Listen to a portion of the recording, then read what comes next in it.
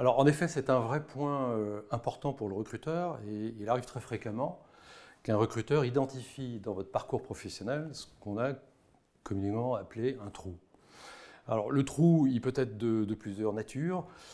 Il y a par exemple un congé maternité, ce qu'on va appeler un projet de vie. Il peut y avoir une création d'entreprise, donc c'est un projet personnel d'investissement. Et puis il peut y avoir une rupture consentie qui va appeler une année sabbatique.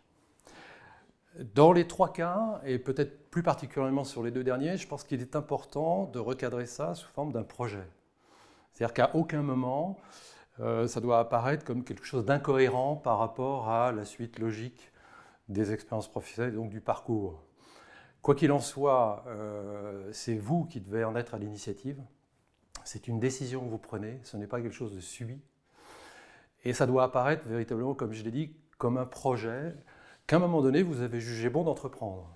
Donc que ce soit une mise en retrait à des fins de formation, à des fins de voyage, d'investissement dans une ONG, par exemple.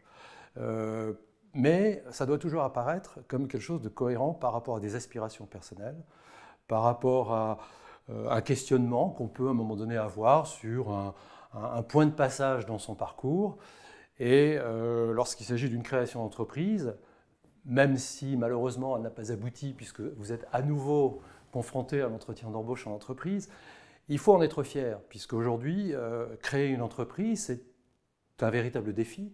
C'est une décision qu'on peut être amené à prendre, qui va peut-être nécessiter un investissement personnel, des moyens.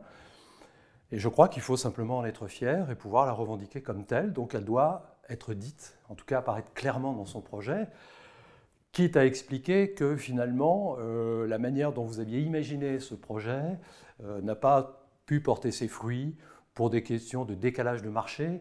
Mais là encore, si on pousse les choses un petit peu plus loin, il faut que vous apparaissiez extrêmement mature par rapport à ça. Il n'est pas question de faire apparaître ça comme un échec, mais comme au contraire quelque chose qui vous a permis de grandir, qui vous a apporté une autre vision du marché du travail dans un secteur qui est le vôtre et dans lequel finalement vous vous dites j'ai peut-être encore un peu d'expérience à acquérir avant peut-être de me lancer pleinement dans un nouveau projet.